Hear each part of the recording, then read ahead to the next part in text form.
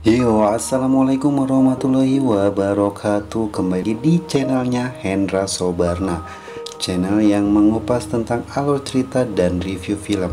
Nah, kali ini di channelnya Hendra Sobarna, gue akan ngebahas tentang film yang berjudul Wrong Turn. Kalau misalkan gue salah dalam penyebutan, tolong dibenarkan di kolom komentar. Nah, jika kalian tidak begitu suka dengan film-film yang menampilkan keganasan atau pembunuhan, mungkin kalian bisa skip video ini. Tapi jika kalian yang penasaran, kalian lanjutkan video ini dan jangan skip. Nah, sebelum kita ke alur ceritanya, gue mau mengingatkan kembali kepada kalian, jangan lupa support channel ini dengan cara klik tombol subscribe, like, komen, serta share juga ke teman-teman di luar sana agar teman-teman yang lain juga mendapatkan informasi yang sama seperti kalian dapatkan di channelnya Hendra Sobarna. Oke, sebelum kita ke alur ceritanya, lebih baik kita terlebih dahulu ke intro.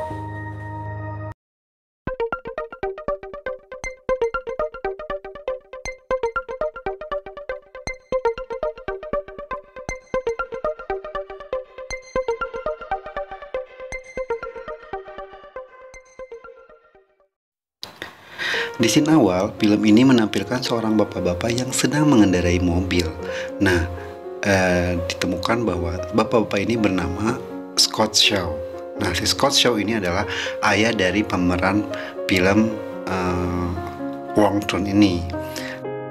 Selanjutnya, menampilkan beberapa anak muda yang sedang merencanakan untuk berpergian. Nah, si anak muda ini bernama, ada Jen, ada Darius, ada Adam dan Mila, serta Gary dan Louis. Nah, si Jen ini pacarnya si Darius, si Adam ini pacarnya si Mila. Nah, kalau si Gary dan si Louis ini juga dikabarkan mereka berpacaran gitu. Nah, mereka ini melakukan perjalanan ke kota kecil di pedesaan Virginia sebelum mendaki Appalachian Trail gitu, apa namanya, bukit-bukit gunung gitulah. Nah, beberapa penduduk setempat termasuk seorang pria bernama Ned memperingatkan mereka agar tidak keluar dari jalur yang telah ditandai. Sedangkan Jen bertemu sebentar dengan seorang wanita asing yang bernama Edith dan seorang pemuda bisu serta gadis kecil yang bernama Roti. Sebelum kelompok itu memulai pendakian, beberapa jam dalam perjalanan, Gary tertabrak dan terbunuh oleh batang pohon yang berguling. Sebenarnya ini kayak cepet banget sih filmnya kayak gitu kan, maksudnya mereka tuh udah masuk ke hutan padahal udah dikasih tahu sama penduduk setempat bahwa mereka tidak boleh melewati atau keluar dari jalan yang sudah ditandai, diberi tanda kayak gitu. Nah, yang namanya juga anak muda penuh penasaran, ya udahlah coba-coba aja gitu. Nah, si Darius ini nih penyebabnya kalau yang gue lihat ya, karena dia tuh kayak seolah-olah gue lebih tahu jalan ini gitu. Karena dia juga kalau di film itu dia bilang dia tahu tempat yang indah di hutan tersebut. Nah, tempat yang indahnya itu harus keluar dari jalur yang sudah ditandai gitu. Nah, mulailah tuh petaka-petaka atau musibah-musibah terjadi di dalam hutan tersebut. Teman-teman yang tersisa mendirikan kemah untuk bermalam. Nah, keesokan paginya nih ya, kelompok tersebut menemukan bahwa Mila hilang beserta ponsel mereka di dekatnya. Mereka tuh menemukan sebuah plakat bertanggal bertulisan 1859 yang memperingati pembentukan sekelompok pemukim di pegunungan yang disebut Foundation. Foundation itu berarti kayak yayasan gitu sih, yang dipercaya bahwa akhir Amerika sudah dekat.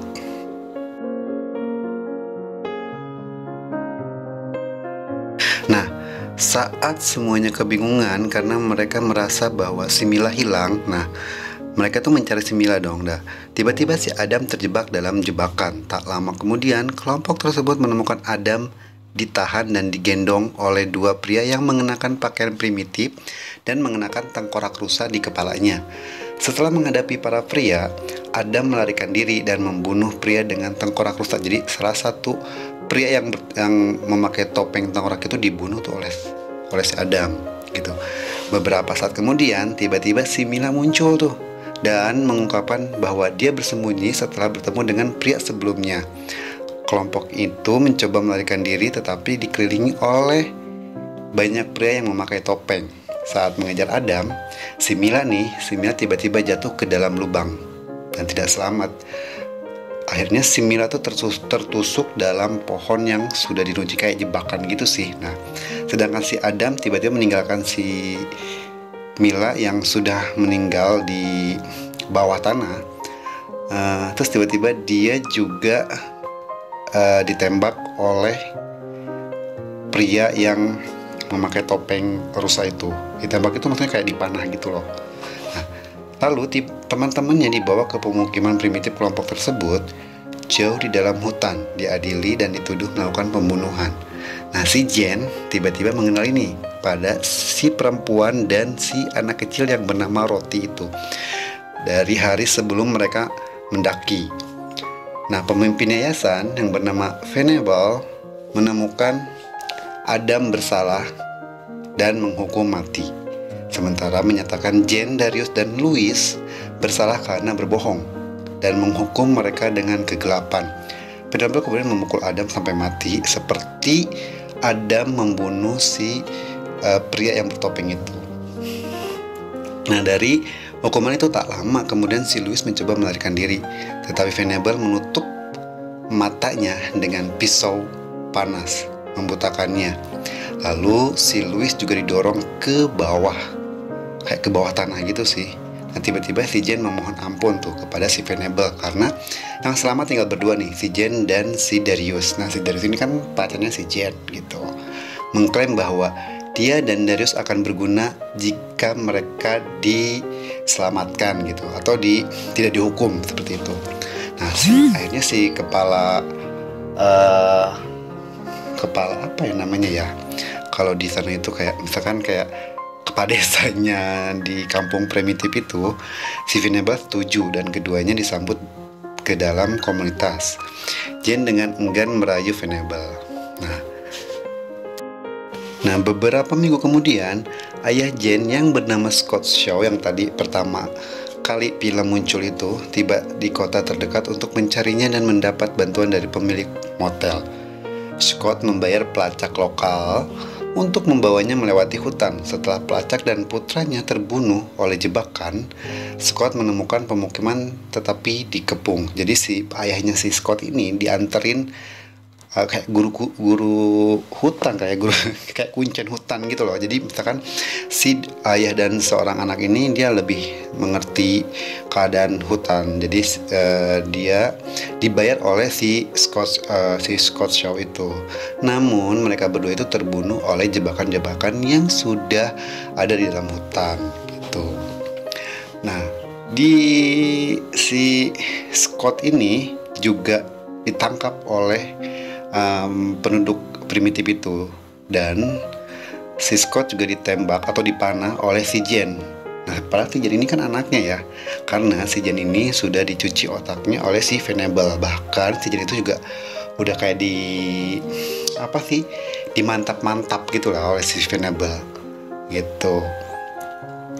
Nah, kalimat yang diterima oleh Scott menjadi kegelapan karena masuk tanpa izin dan memenjarakannya.